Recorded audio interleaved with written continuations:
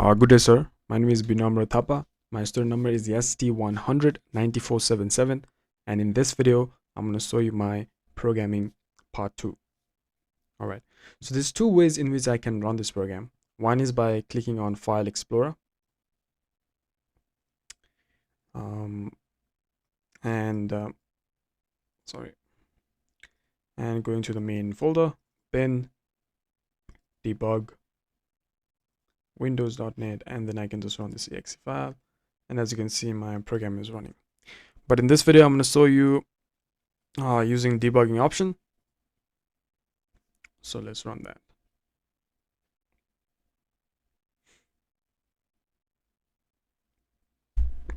All right. As you can see, the first thing that shows up is welcome message and that you have to log in, right? So let's say for now, let's say you don't have any login information. Well, even in my database, I don't have any kind of login information. So if I go click over here and select 1000 rows, as you can see, there's no login information. It is connected to Azure. Let's check Azure as well, just to make sure. And let's run that. And as you can see, we don't have any users, right? So let's register then. All right, so let me click on register and let's see if our exceptions are working fine or not. So what will happen if I just click register? It's gonna say username cannot be empty. That means I have to add a username. So for this, I'm gonna add my student number, and let's see the password. Password field cannot be empty. So let me just add 123 and re-enter the password like that. And let's register. As you can see, it says you have been registered successfully. Hit OK. Now let me go to my Azure and see my registration. As you can see, the user ID is 11, the username is my username, and the password is this. And as you can see, the password is in hash, right? It's not in the plain text, it's in hash. All right, now let me log in. And before we log in, let's check our exception. As you can see, enter your name. That means I have to add my username. And whatever the password, enter your password. Okay. And let me log in. Sorry, I think my student number is wrong. Okay, I didn't put 0 over there. Let me log in. All right, as you can see, the add semester information is sorry. The first thing, the user has logged in. Now they have to add the semester information, right? So let's add the semester information. For this one, I'm gonna make it 14 weeks. Okay, before we do 14 weeks, let's check our exception.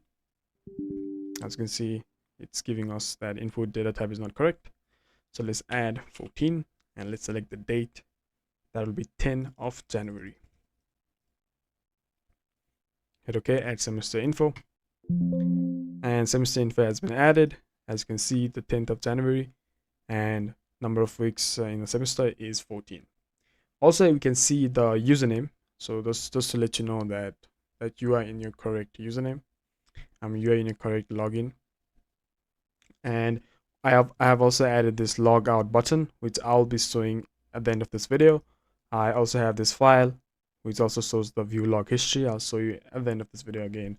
The exit button, and also the menu in which it will let user know where to get to know more about this software.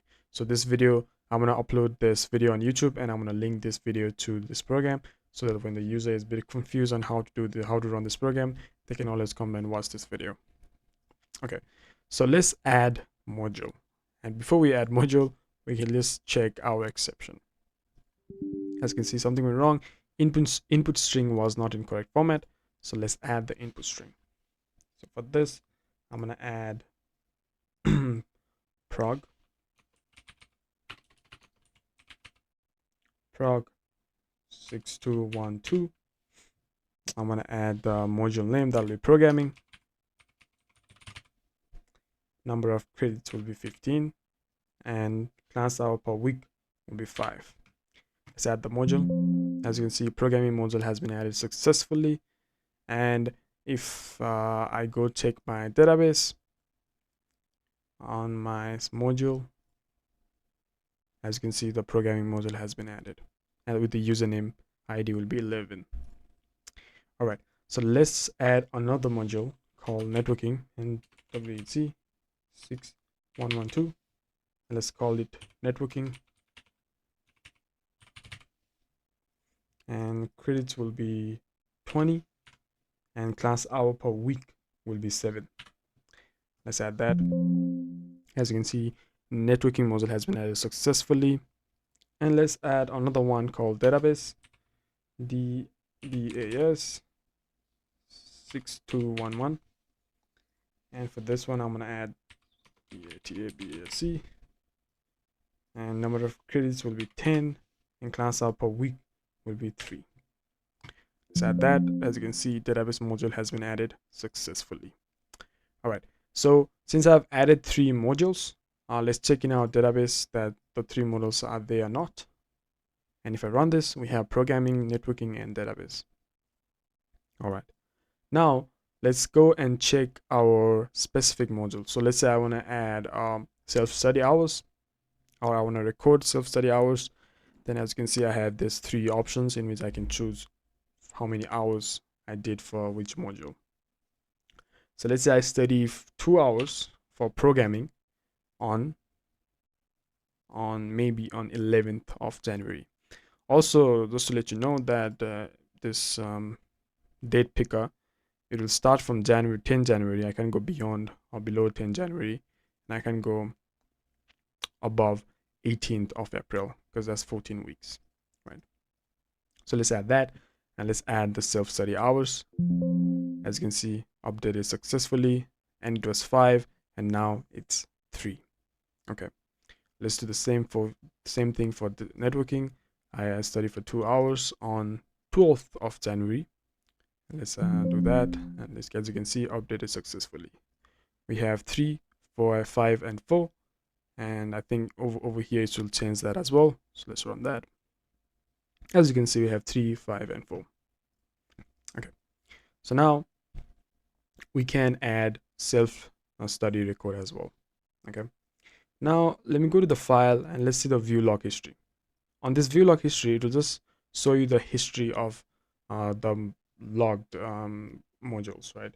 So let's say a user need to know how many hours they have studied and in which date for which module. They can always come to this study log history and check it out. So let me close this. It is also stored in database, by the way.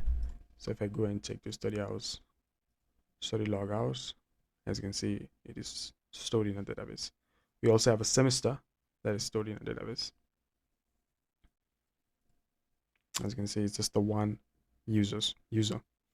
All right, so now we looked at add module. We also looked at the self-study hours. Let's look into our add semester info.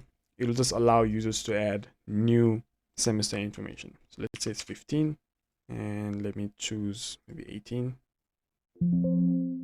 and semester info has been updated successfully.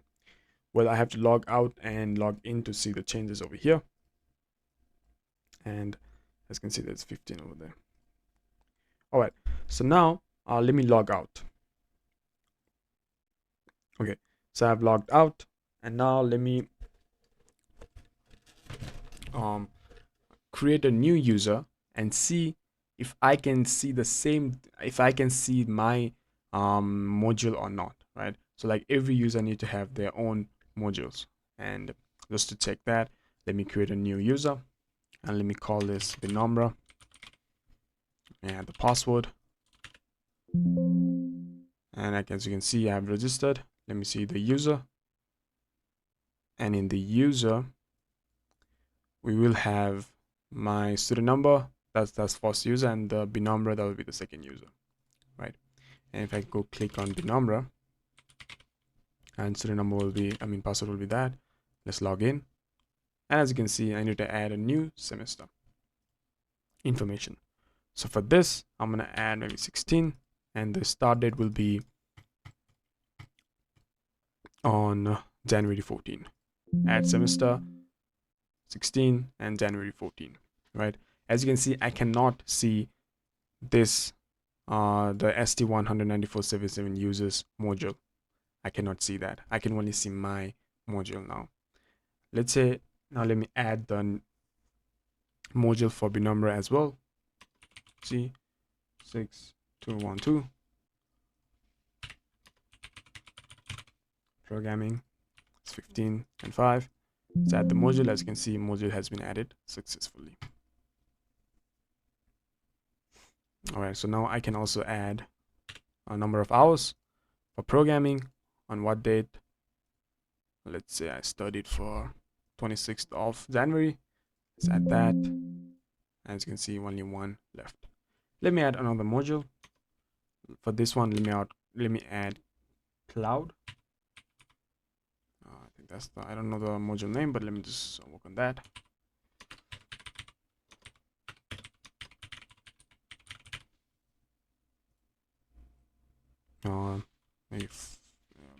Maybe it's 10 class up before.